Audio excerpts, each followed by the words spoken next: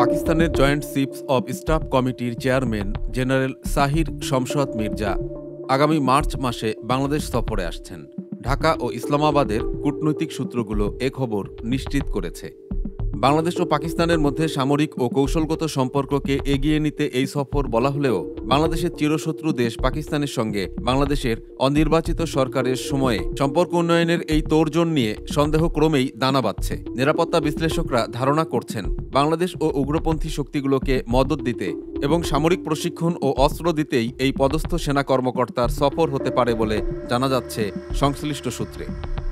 এদিকে দীর্ঘ ১২ বছরেরও বেশি সময় পর পাকিস্তান আয়োজিত বহুজাতিক নৌমহড়া আমান ২০২৫-এ অংশ নিচ্ছে বাংলাদেশ। আগামী ৭ থেকে ১১ ফেব্রুয়ারি অনুষ্ঠেয় আমান ২০২৫-এ অংশ নেবে বাংলাদেশ নৌবাহিনীর প্রথম সারির একটি যুদ্ধজাহাজ।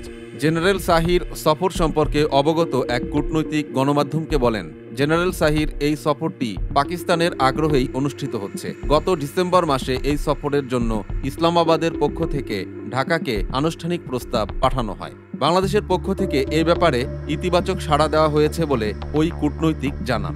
সংশ্লিষ্ট সূত্রে জানা গেছে, আগামী মার্চ মাসে এই সফর অনুষ্ঠিত হবে, তবে সফরের দিনক্ষণ এখনও চূড়ান্ত হয়নি। জেনারেল সাহির আসন্ন এ সফরে বাংলাদেশ সেনাবাহিনী, নৌবাহিনী ও বিমান বাহিনী প্রধানসহ অন্যান্য পদস্থ সামরিক কর্মকর্তা ও সরকারের প্রতিনিধিদের সঙ্গে সৌজন্য বৈঠক করবেন। এছাড়া বেশ কয়েকটি সামরিক প্রশিক্ষণ কেন্দ্র পরিদর্শন করবেন জেনারেল সাহির।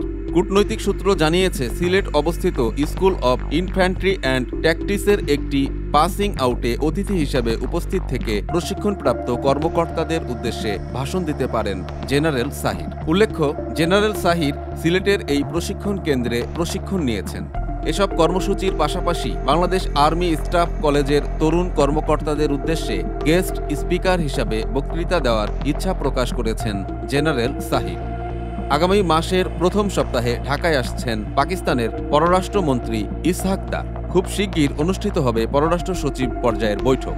পাকিস্তানের সঙ্গে তড়িঘড়ি সম্পর্ক উন্নয়নে অনির্বাচিত সরকারের এত প্রচেষ্টা জনমনের সন্দেহ গভীর করেছে। সাধারণ মানুষ সন্দেহ করতে শুরু করেছে, পাকিস্তানি জাহাজে খালাস পণ্যের স্পষ্ট কোনো বিবরণ প্রকাশ না করে এবার পাকিস্তানে সেনা প্রতিনিধি দল প্রেরণ। পাকিস্তানি সেনা কর্মকর্তার ঢাকা সফরের প্রস্তুতি কি তবে বাংলাদেশকে নতুন পাকিস্তান বানানোর ফন্দি?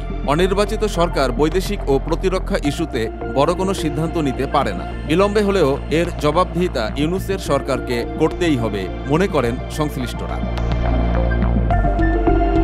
প্রিয় দর্শক, সমকালীন সব চমৎকার খবর ও বিশ্লেষণ দেখতে সাবস্ক্রাইব করুন আমাদের চ্যানেলটি।